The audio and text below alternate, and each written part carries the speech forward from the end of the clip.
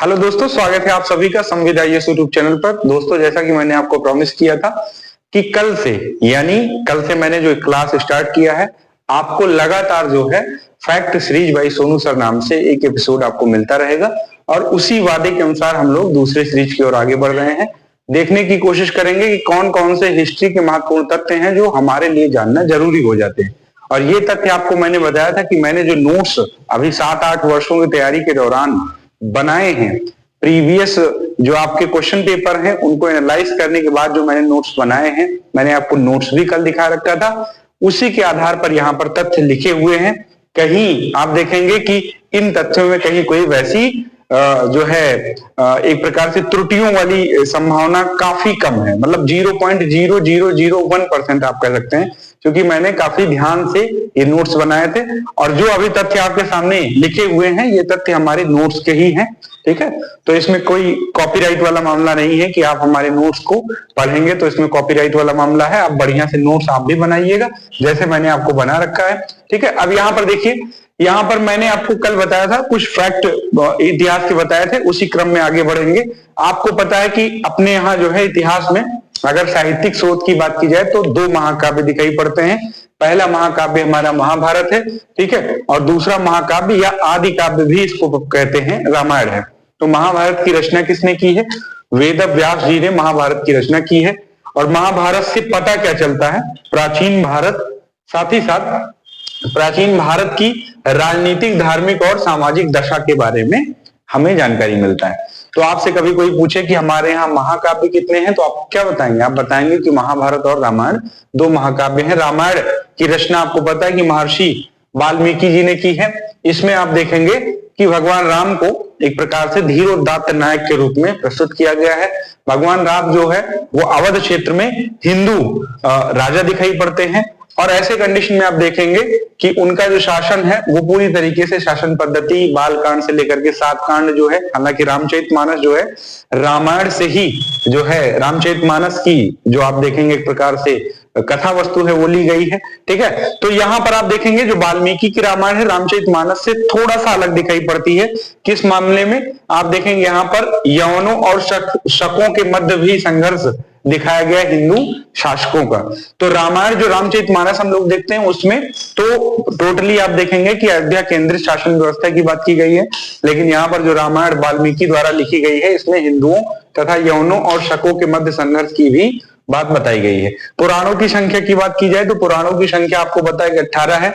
इसकी रचना कब हुई है? तो आप देखेंगे 3री से 4थी शताब्दी के मध्य में पुराणों की रचना हुई है। रचयिता की बात करें तो लोमहर्ष और इनके पुत्र का नाम है उग्रश्रवा, इन्होंने इसकी रचना की है। ठीक है, तो लोमहर्ष जी ने रचना करते समय इनकी मृत्यु हो गई थी, उसके बाद में इसको पूरा करने का काम किसने किया है? उग्रश्रवा जी ने की है, जो कि लोमहर्ष के पुत्र हैं। ठीक है, मत्स्य पुराण जो है आप देखेंगे सबसे प्राचीन पुराण हमें दिखाई पड़ता है। तो कभी कोई आपसे पूछे कितने पुराण हैं तो आप बताएंगे कि 18 पुराण है। पुराणों की रचना किसने की है? लोमहर्ष और उनके पुत्र उग्रश्रवा ने की है। कब की है? 3री से 4थी शताब्दी में की है। सबसे प्राचीन पुराण कौन सा है? तो आप बताएंगे मत्स्य पुराण सबसे प्राचीन पुराण है। त्रिपिटक की बात करें तो बौद्ध धर्म की शिक्षाओं से संबंधित जो संग्रह है वो त्रिपिटक में दिखाई पड़ता है। 3 ग्रंथ बौद्ध धर्म में दिखाई पड़ते हैं, एक तो विनय पिटक है, दूसरा शुद्ध पिटक, तीसरा अभिधम्म पिटक है। बौद्ध ग्रंथ जितने भी लिखे गए हैं सारे लगभग आप देखेंगे पाली भाषा में लिखे गए। तो आपसे कभी कोई पूछ ले कि भाई जितने भी बौद्ध ग्रंथ है वो सामान्यतः किस भाषा में है, तो आप कहेंगे कि पाली भाषा में लिखे गए। ठीक है, तो विनय पिटक की रचना आप देखेंगे कि किस विशेषता के लिए जाना जाता है विनय पिटक? आप देखेंगे संघ संबंधी नियम। आप देखेंगे कि बुद्ध में जो है, बुद्ध के समय आप देखेंगे कि बौद्ध भिक्षुओं ने नियम कुछ बना रखे थे, एक प्रकार से संघ बना रखा था। उसमें बौद्ध भिक्षुओं के लिए संघ संबंधी कुछ नियम बनाए थे, उससे संबंधित विनय पिटक दिखाई पड़ता है। और आचार संबंधी कुछ शिक्षाओं का संग्रह जो है विनय पिटक में दिखाई पड़ता है। तो कभी आपसे पीटी में पूछे कि कौन सा पिटक किसके लिए जाना जाता है तो आप बताएंगे कि विनय पिटक जो है संघ संबंधी नियम, आचार संबंधी शिक्षाओं का संग्रह इसमें समाहित किया गया है। सुत्त पिटक की बात करें तो धार्मिक सिद्धांत तथा धर्मोपदेश का संग्रह है। देखिए, मैंने आपको बताया कि बौद्ध भिक्षुओं के लिए जो है कई प्रकार के संग्रह, कई प्रकार के साहित्यिक संग्रह कलेक्ट किए गए, जिनके माध्यम से उनका नियम जो है तैयार किया जाता था कि किस किस तरीके से बौद्ध भिक्षु जो है अपना जीवन यापन करें, किस तरीके से अनुशासन उनके अंदर होना चाहिए। ठीक है, तो धार्मिक सिद्धांत की बात करें तो धार्मिक सिद्धांत का जो पक्ष हमें दिखाई पड़ता है वो सुत्त पिटक में दिखाई पड़ता है। धार्मिक सिद्धांत और धर्मोपदेश का संग्रह सुत्त पिटक में दिखाई पड़ता है।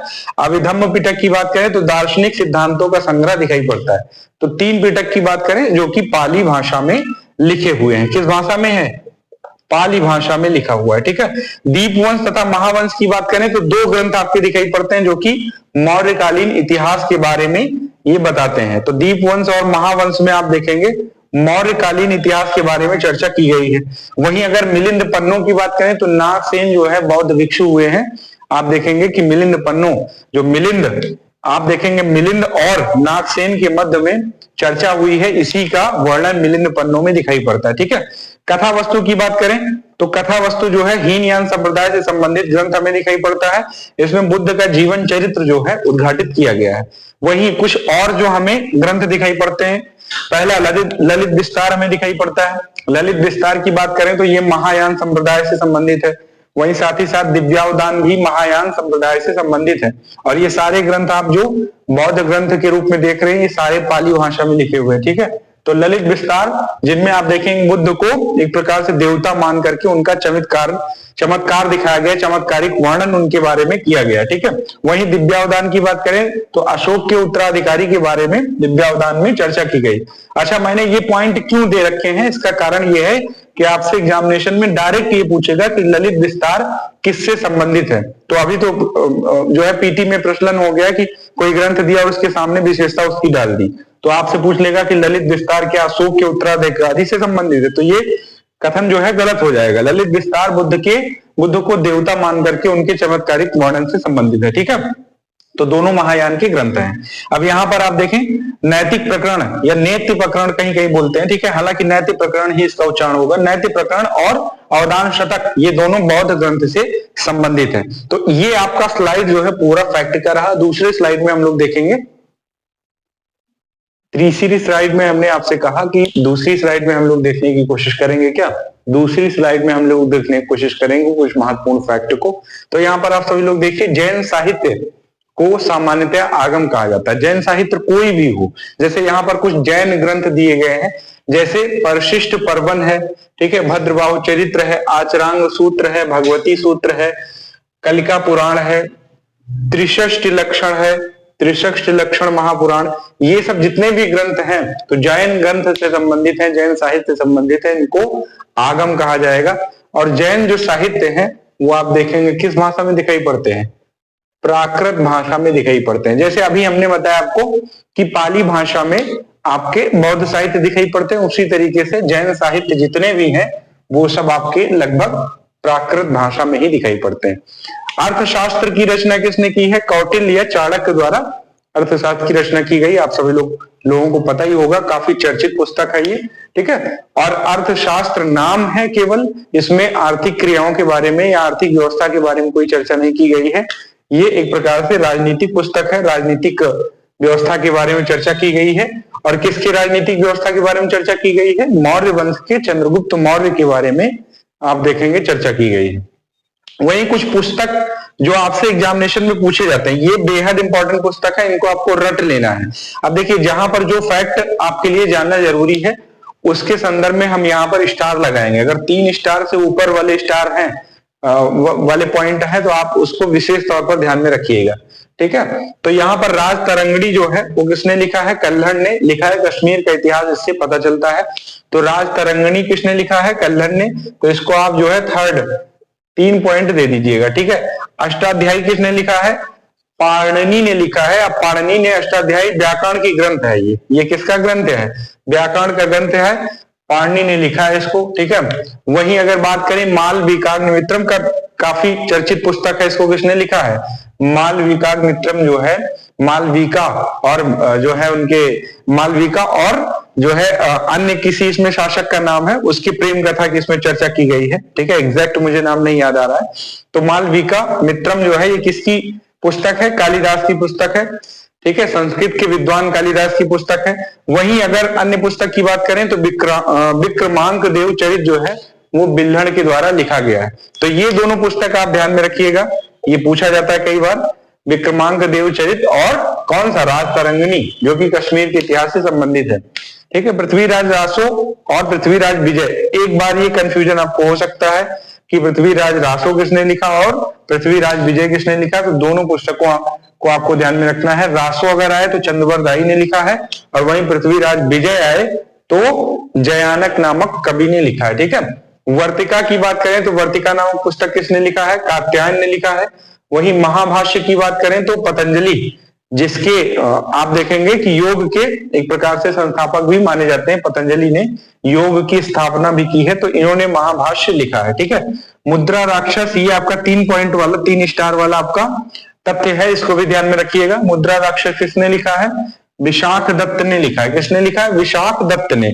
वही रामचरित की बात करें, अब देखिए कई बार आपसे पॉइंट पूछा जाएगा कि रामचरित मानस किसने लिखा है, तो गोस्वामी तुलसीदास जी ने लिखा है। वहीं रामचरित केवल पूछे आपसे, मानस नहीं पूछ रहा है, तो यहाँ पर रामचरित केवल अगर पूछे कि रामचरित नामक पुस्तक किसने लिखा है, तो संध्याकर नंदी ने लिखा है। ये भी आप यहाँ पर 4 पॉइंट आप इसका लगा लीजिए, क्योंकि कई बार कंफ्यूजन में गलत हो जाता है।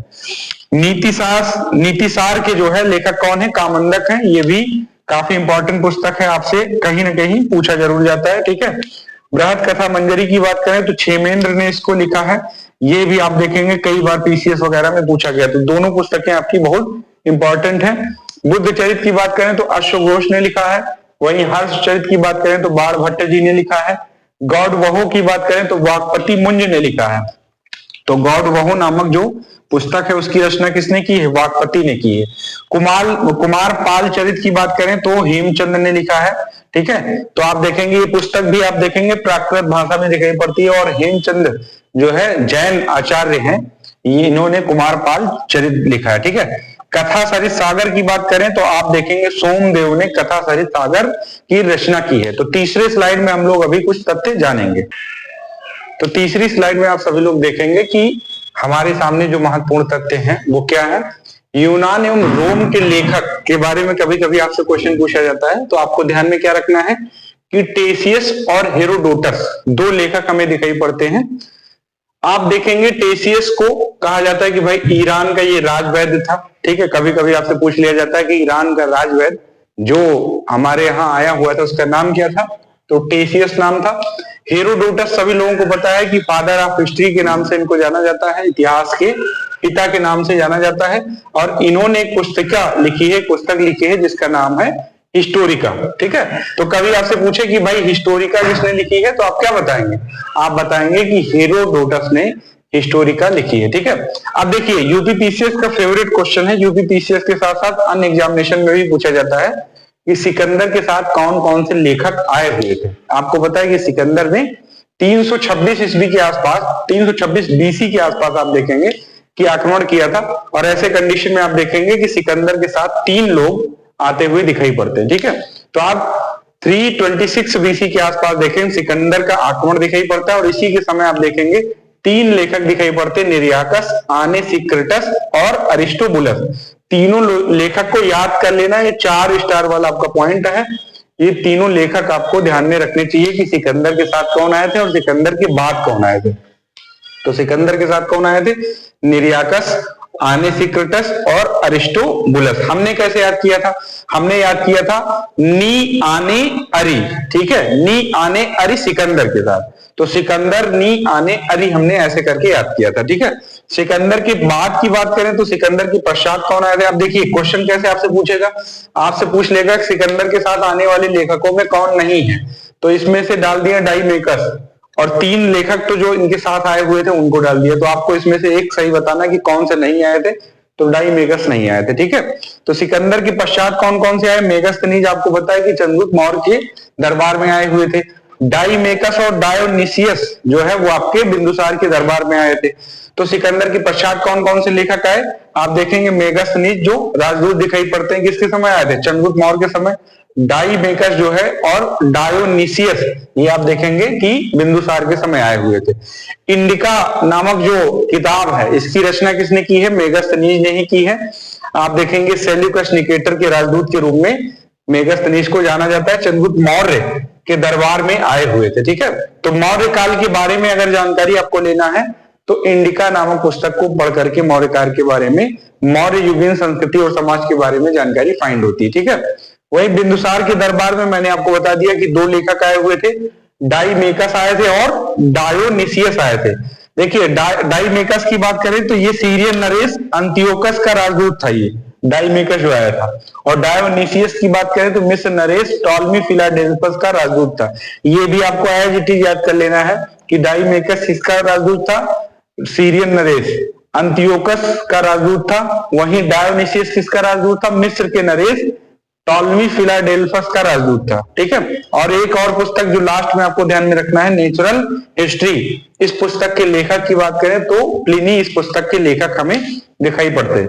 तो देखिए अभी मैंने आपको बताया कि ये जो फैक्ट सीरीज है इसमें आपको ज्यादा दिमाग लगाना नहीं है, जो हमारे नोट्स में दिया गया है उसी को एज इट इज यहाँ पर स्लाइड के माध्यम से आपको बताया जा रहा है। अभी बजट की कमी है, इस वजह से जो है आप देखेंगे कि हमने किसी प्रकार का कोई YouTube का वैसा कोई संसाधन इस्तेमाल नहीं किया है। ठीक है, हम ये चाहते हैं कि हमारी क्वालिटी आपको पसंद आए तो आगे हम लोग और बेहतर तरीके से चीजों को इंप्लीमेंट करेंगे। तो चलिए आप सभी लोगों को बहुत बहुत धन्यवाद। लगातार ये सीरीज देखते रहेंगे तो आप सभी लोग देखेंगे कि आपका फैक्चुअल इंफॉर्मेशन बहुत मजबूत हो जाएगा। कोई भी एग्जामिनेशन हो, चाहे स्टेट पीएससी का हो, एसएससी का हो, बैंक का हो, रेलवे का हो, यूपीएसआई का हो, पुलिस का हो, वनडे एग्जामिनेशन का हो, कोई भी एग्जामिनेशन हो, सब में फैक्चुअल इंफॉर्मेशन आपके जरूर पूछे जाते हैं। तो मुझे आशा है कि ये सेशन आपको बेहद पसंद आया होगा। मिलते हैं किसी अगले सेशन के साथ, तब तक के लिए अपना ध्यान रखिए। बहुत बहुत धन्यवाद।